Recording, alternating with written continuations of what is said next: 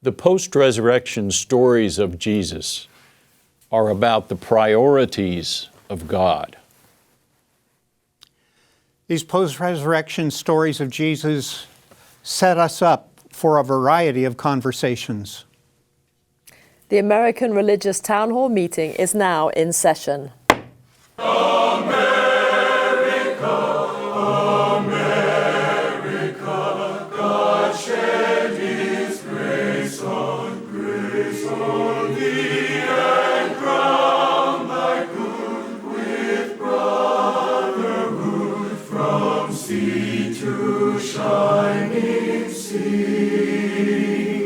Welcome, friends, to the American Religious Town Hall meeting, where the discussion of religious, political, and social issues is meant to promote the cause of religious freedom and to help us better understand each other.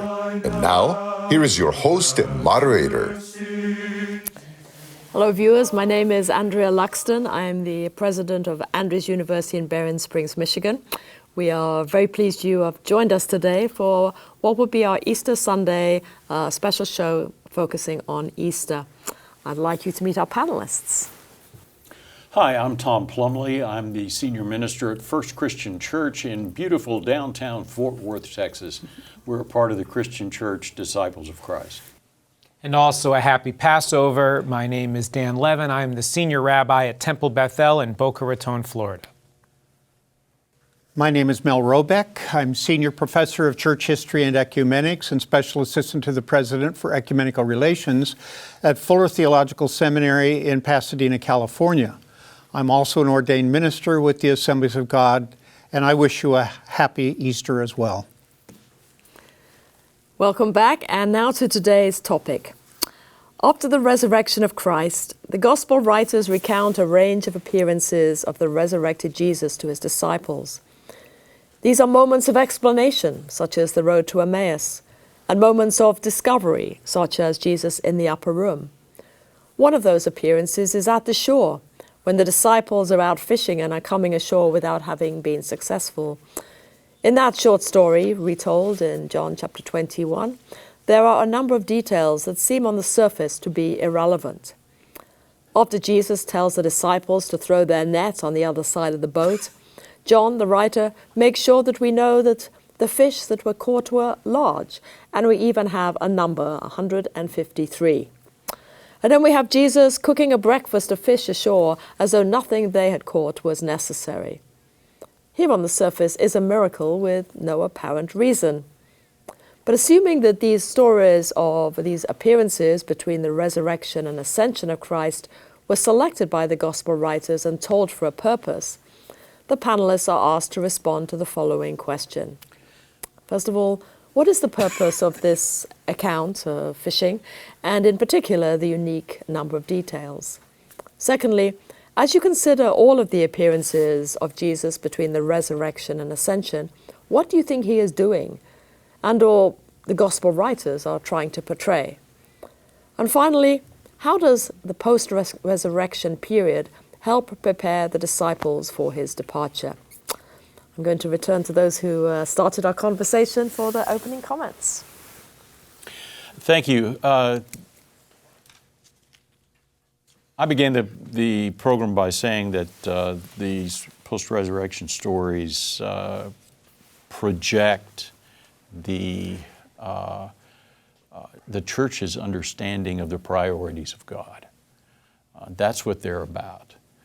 That's why they are in the Gospels. When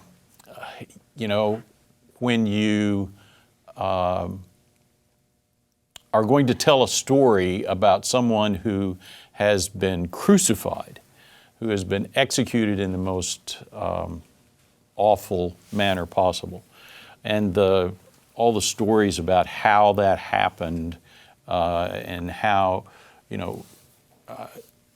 the crowds turned against him after having been so pleased with him, and how the Roman officials just turned their back and completed the execution. You might expect that someone who was going to then tell stories of this person resurrected, would choose stories about him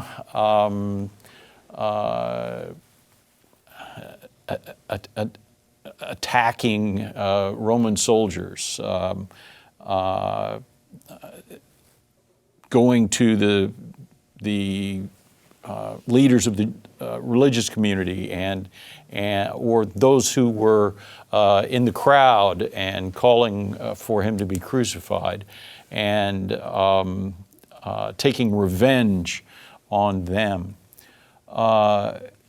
Those are not, none of the stories even hint at that sort of behavior at all. No, the stories are about the restoration of relationship and restoration of hope with, within the community of his friends. He, in one story, calls a crying Mary Magdalene by name. In another story, he offers his wounds to Thomas's skepticism. In another story, he addresses the hunger of his disciples by physically providing a meal for them. He cooks for them. In another story, he addresses Peter's great shame. This man who is to be the leader of the church, who he has pointed to as the one to lead the church, could spend the rest of his life in shame because of having denied Jesus when push came to shove on the night before the crucifixion.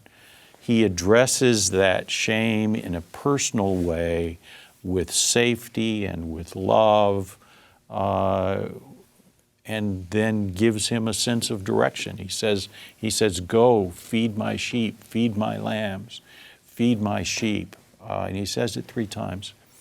The stories are created to heal the wounds of a festering that had been festering within a community.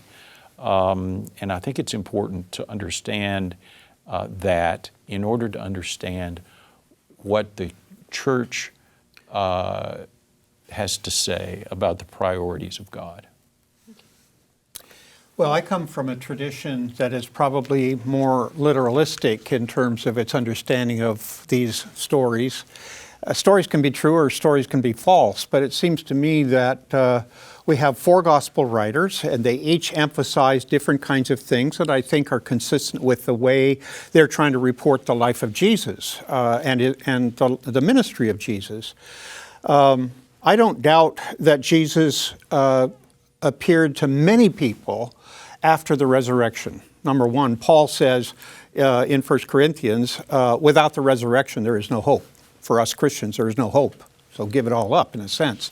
But we have witnesses, and we have to the 12, and then we have to the 120, and we have a variety of witnesses. There are several hundred witnesses of the resurrection. So for me, the issue of did Jesus rise from the dead is not an issue. It's a reality. It's a fact, a historical fact. But I do think that each of the authors, each of the gospel writers, again, there were 4 of them, each of them has a witness. Well, 3 of the 4 were present. Matthew, Mark, and John were present.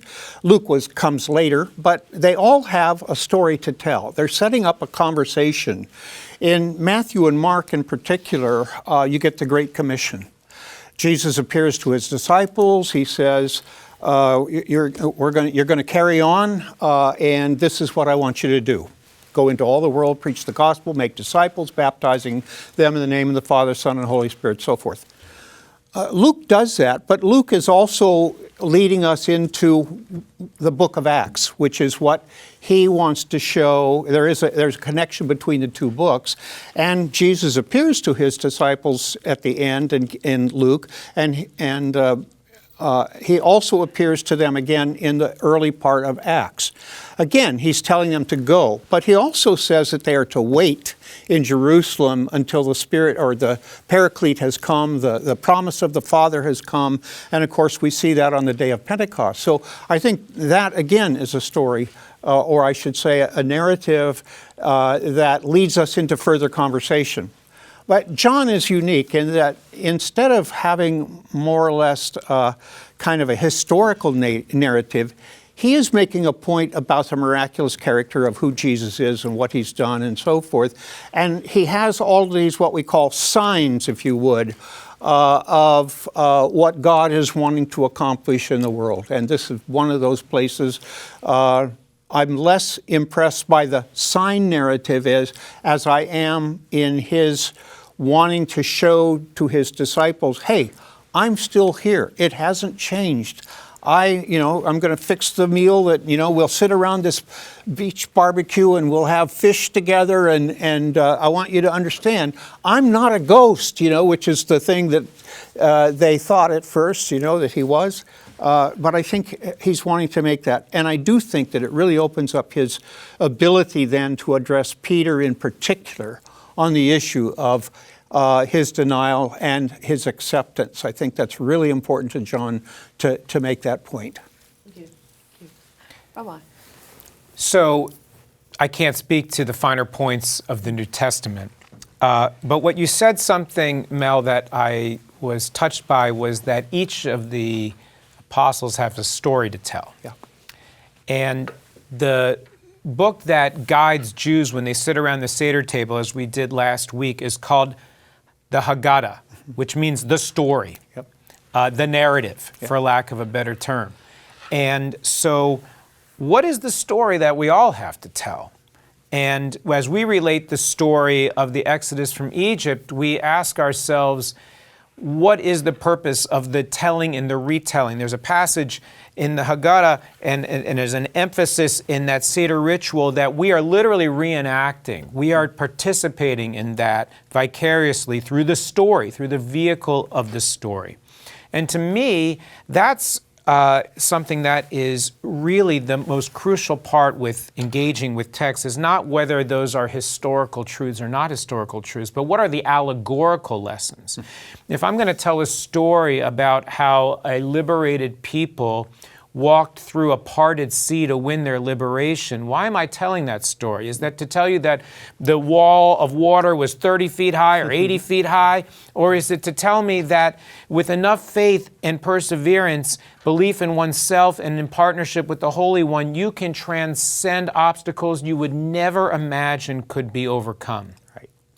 How did Roger Bannister run a mile in less than 4 minutes? Yeah. It was because he believed that there was a barrier that he could transcend. How did Chuck Yeager fly faster than the speed of sound in the Bell X-1? Because he believed that that was a barrier that could be overcome. How is it possible that we have more computing power in our pockets than used to live in an entire room filled with vacuum tubes and tape? It's because we had a belief that we could transcend the limits that are posed before us. And I think that a good reason why we should engage with text and ask ourselves what's the purpose of these details is because sometimes there is so much to be found even in the details of how you tell a story. Great, thank you. And I want to pick up a little bit there because, I'm background English teacher, so stories are really critical to the way I see things. And my tradition, similar to Mel's, Seventh-day Adventist, it very much looks at the truth of the story. We believe in the truth of the story. And I don't think those two, of course, are separate. I think what a story does, and if I would go into literature in general, poetry, the poetry of the Bible, points to realities and truth that may actually lie beyond what you can actually say in simple words. It's very much part of what it is. So as I look at some of these narratives, some of these stories of post-resurrection, I think the fact that we're all seeing different things in it is actually important. As the rabbi talks about the Passover and the narratives there, what comes out of that, all of those experiences lead us to a deeper understanding of who God is and where we lie within the universe of God. And what I particularly like that story of the fish. So I just want to talk about that for a moment, because the 153 is the bit that gets me. Why are we kind of sitting there counting 1, 2, 3? What on earth is going on there? And to me, I've got to say that whole story to me is about, again, what is the resurrection about? What is the ascension about? Why don't we just jump from one to the other? Because I think God is consistently reminding us of His graciousness, of the good gifts He consistently gives us, beyond what we might expect, beyond what is normal. That's just who God is, always, constantly wanting to relate to us as humanity with more than, not just we deserve, but more than we expect. That is what it is. He doesn't have to be out there. The fish don't have to be large. It doesn't have to be 153. He doesn't need to cook the breakfast, but He chooses to, because He just wants to give goodness. And right after that, there's the conversation with Peter where He's giving forgiveness, where He's again exerting that sense of graciousness, forgiveness, and gifts that He wants to give to humanity. That's why I just love that story. All, it should be said, in the Gospel of John, after a very nice ending that John has already written. Yes. At the end of the previous chapter. Yes. Chapter 20 in John's Gospel, verse 31, provides a seemingly fine ending to the Gospel. Right. And yet, He chooses to add this other. Yep. And I mean, I don't know. I'd be interested in exploring the Passover piece a little bit more too. That concept of is it focused more? Would you say the stories, the retelling of the stories, on people or the nature of God? I think that the story of Passover is an exploration of oppression and slavery and the human experience of bondage and the divine call to liberation. Right. And so when we sit around the Seder table and we eat bitter herbs to remind ourselves of the bitterness of slavery, we dip the greens, which symbolize new growth and rebirth, in salt water to remind us of the tears that were suffered under slavery. We eat the unleavened bread, the matzah, to remind us of the haste with which the Israelites left Egypt when finally offered their freedom. And those ritual, sacramental acts of telling the story, of inviting children to ask questions, of using these foods of a banquet, right? And only free people have banquets, right? To tell the story of our liberation really matters. And I think that stories matter. And I think about, without this tremendous narrative of liberation that has been the anchor of our shared people's tradition for millennia, would Harriet Tubman have found the spiritual strength to claw her way to freedom, and countless others try to find their way to escape from the manacles of slavery? Would there have been as much faith and generosity of spirit in the civil rights movement were it not for the stories of Jesus that animated so many of the leaders and participants in that grand movement?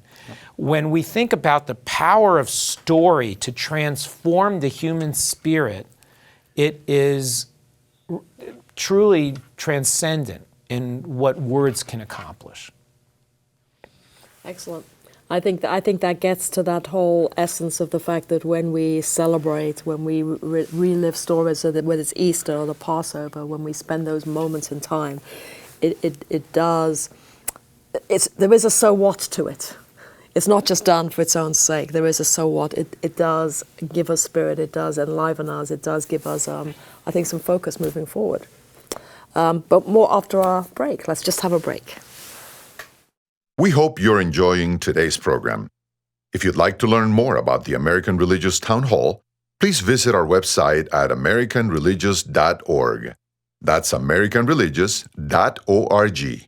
There you can read about the vision and history of the program, and we invite you to become a ministry partner, explore our Town Hall Estates healthcare facilities, and view past programs by clicking the appropriate menu buttons. Each week, we look forward to receiving your letters. You may write us at the address shown on your screen. Send your letters to American Religious Town Hall Meeting, P.O. Box 180118, Dallas, Texas 75218. If you have a prayer request, please send it to prayerrequest@americanreligious.org. Thank you for writing and thank you for watching. Now, back to today's closing statements. Welcome back, and once again, a happy Easter, a happy Passover. We're delighted to have you with us, and we are going to move now into our closing remarks. Tom. Thank you. I think this has been a marvelous discussion of the power of story, the power of storytelling, the power of creation of stories and selection of particular stories to tell, to magnify the glory of that holiness that is beyond all of us. In the Christian context, the stories, the post-resurrection stories, I think, Dan talked about the Exodus story being a story of victory over oppression and slavery. I think post-resurrection stories are that plus a statement that all of our defeats, all of the deaths that we suffer or see in our lifetime are overcome. That God wins, that God continues to win, and that God continues to provide. One of the things that has not been said about the story that you wanted to investigate the details of was how the miraculous catch of fish very much mirrors a miraculous catch of fish that happened much earlier in Jesus' ministry, which to me says this is about continuing to say that God will continue to provide graciously and bountifully for us. Thank you. Mel. Yeah, these narratives are extremely important to the Christian faith, and I would look at Easter as the epitome of all that is wrapped up in terms of our hope for the future with God. It is a moment that we cannot live without. So it's important that all four of the gospel writers include narratives of the resurrection. I think it's equally important that they include narratives that talk about witnesses that were actually there who could bear witness to the fact that they saw him in some form of resurrected body, a glorified body, if you would, the way Paul talks about it. But I would also say that that's really important on the secular level, which often says, well, it's all mythological, there was nothing there, we don't have any historical records. But the reality is we have at least four here, and there are other records in the patristic period, both by Jews such as Josephus and others, that would bear witness to certain facts about the life and death and resurrection of Jesus. So I think that's really important. I also think it's important for us to understand, as you say, this is not only the message of each individual author, and they were, I would say, editors of various stories. They included some, did not include others. Some share, some are separate. So this is one of those separate places, in a sense, where John has a point that he wants to make, and I think it is also the perspective of the church, as you put it. It's he writes toward the end of his life rather than at the beginning when the other gospel writers write, and so it's a theological reflection on what he's seen, what he has heard, and picking up a very important point for him in terms of introducing Jesus, forgiving Peter, which becomes a very important part of the church tradition.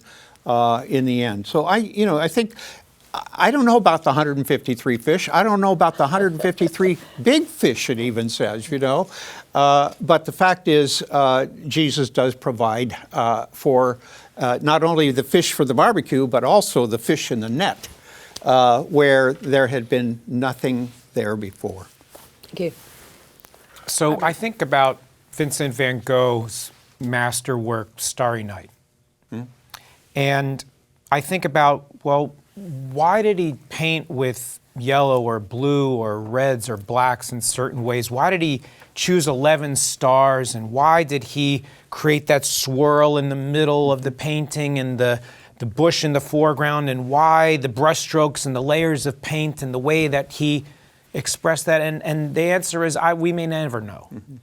But what we do know is that all of those individual brushstrokes and colors and layers and features are vehicles to express the deepest passions of his heart and his soul.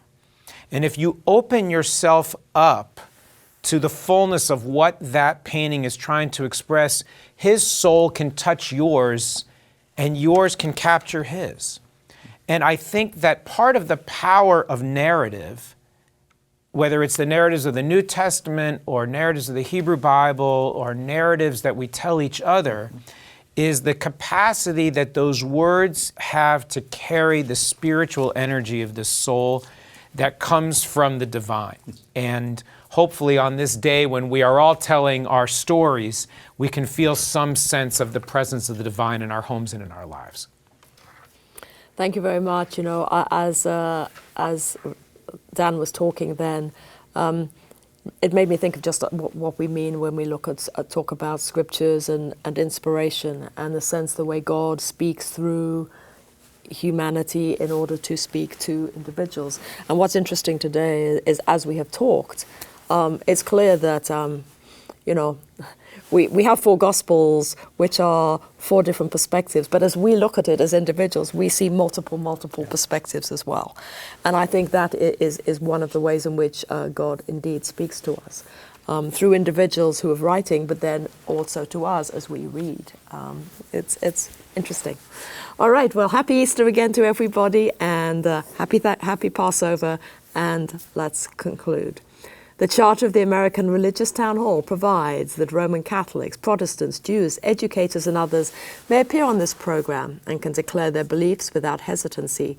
And the rest of the members of the panel will uphold and guarantee that American right to all who will appear, irrespective of race or creed, so that the rest of the world can see that here in America we believe in a civil and religious freedom, not only in theory but in reality. So now, friends, until next week, the same time, and over the very same channel, the American Religious Town Hall meeting stands adjourned. And may the God of all of us bless all of you.